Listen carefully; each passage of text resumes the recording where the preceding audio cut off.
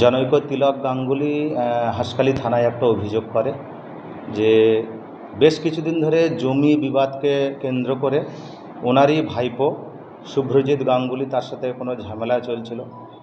গত 19 তারিখে এই ঝামেলার জমি বিবাদকে কেন্দ্র করে যে ঝামেলা ছিল, সেই ঝামেলাতে এই অভিযোগকারীর ছেলের দিকে আর কি এই অভিযুক্ত ব্যক্তি শুভ্রজিৎ 2 রাউন্ড ফায়ার করে দেয়।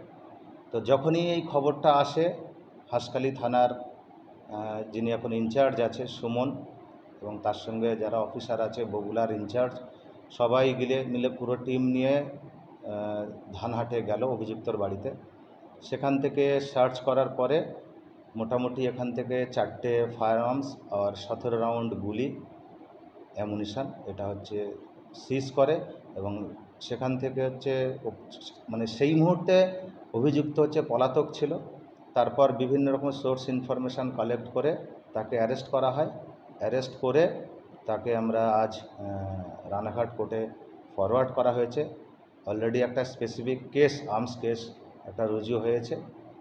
আর এসিজিএম কোর্টে রানাঘাট কোর্টে একে ফরওয়ার্ড করা হয়েছিল এবং সেখান থেকে 7 দিনের আমরা রিমান্ড পেয়েছি।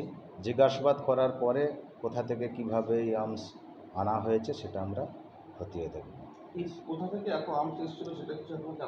প্রাইমারিলি যেটা এর অভিযোগ, যে ব্যক্তির নাম নিচ্ছে সেই ব্যক্তি অলরেডি 5 বছর আগে এক্সপায়ার করে গিয়েছে, কিন্তু একদম ইনভেস্টিগেশনের প্রাইমারি স্টেজে আছে। আজকেই আমরা জাস্ট 1 ঘন্টা হলো পিসিতে পেয়েছি। তো আমরা এখনও পুরো টিম নিয়ে এখন বসতে পারিনি।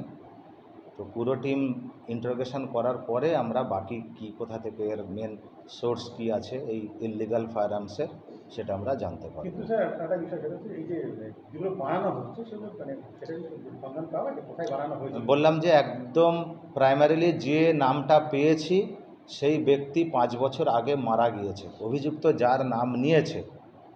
তো আজকেই আপনারা দেখছেন আমরা একে সবে 7 দিনের পিসি পেয়েছি, 1 ঘন্টা মাত্র হয়েছে।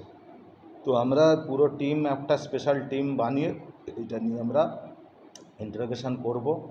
7 দিন টাইম আছে। এর মেন সোর্স কোথা থেকে এইভাবে আর্মস এসেছে সেটা আমরা নিশ্চয়ই খতিয়ে দেখব, তারপর আপনারা ঠিক নিশ্চয়ই জানতে পারবেন। এটা একদম প্রাইমারি স্টেজে আছে।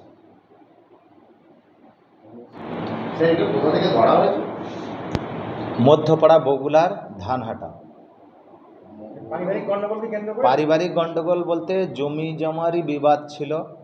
সেই জমি জমার ল্যান্ড ডিসপিউট থেকে এই যে কমপ্লেনেন্ট আছে তিলকের ছেলে, মেনলি তিলকের সঙ্গে তিলকের পরিবার এবং যে অভিযুক্ত আছে শুভ্রজিৎ, এরই পারিবারিক বিবাদ এবং সেটা জমি সংক্রান্ত।